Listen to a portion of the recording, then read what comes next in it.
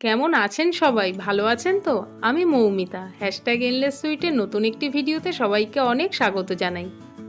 পাতা বাটা তো অনেক রকমভাবেই খেয়েছেন, কিন্তু এইভাবে কি কখনো খেয়েছেন? আজকে একটু অন্যরকমভাবে ছোলা দিয়ে দুধমান কচু পাতা বাটা বানাবো।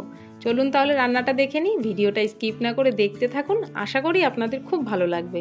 আর চ্যানেলে নতুন হলে চ্যানেলটি সাবস্ক্রাইব করে রাখবেন নতুন নতুন ভিডিও দেখার জন্য। এখানে দুধমান কচু পাতা নিয়েছি, এটাকেই বাটা করব। ভালো করে কেটে ধুয়ে পরিষ্কার করে নিয়েছি। আর কি লাগছে দেখে নিই। এখানে বেশ খানিকটা রসুন নিয়েছি আর কাঁচা লঙ্কা, আর নিয়েছি শুকনো লঙ্কা আর কিছুটা কালো জিরে, আর নিয়েছি এখানে লবণ, আর আছে এখানে ভাজা ছোলা। চলুন তাহলে রান্নাটা শুরু করে দিই। দুধমান কচু পাতাগুলোকে এবার ভালো করে পেস্ট করে নেব রসুন আর কাঁচা লঙ্কা দিয়ে।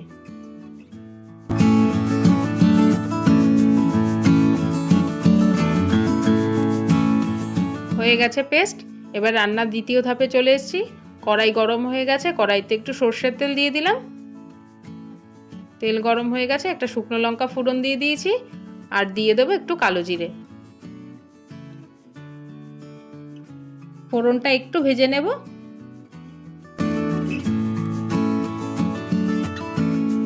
এইবার দিয়ে দেবো দুধমান কচু পাতার পেস্টটা। এই পেস্টটাকে দিয়ে ঠিক ততক্ষণ নাড়তে থাকবো যতক্ষণ না পাতার জলটা টেনে যাচ্ছে। গরম ভাতের সাথে এই ছোলা দিয়ে দুধমান কচু পাতা বাটাটা খেতে খুব ভালো লাগে।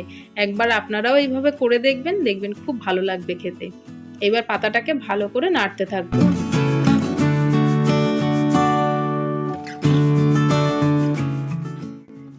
এইবার একটু স্বাদ অনুসারে লবণ দিয়ে দেবো।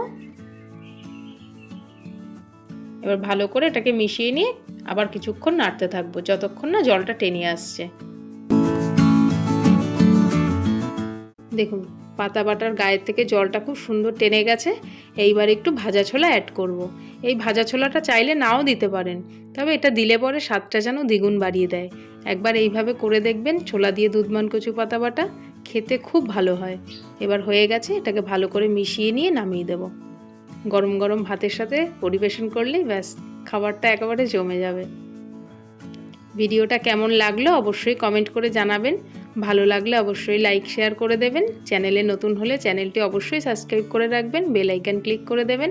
পরবর্তী ভিডিওর নোটিফিকেশান পেয়ে যাবেন। সবাই ভালো থাকবেন, সুস্থ থাকবেন। ধন্যবাদ।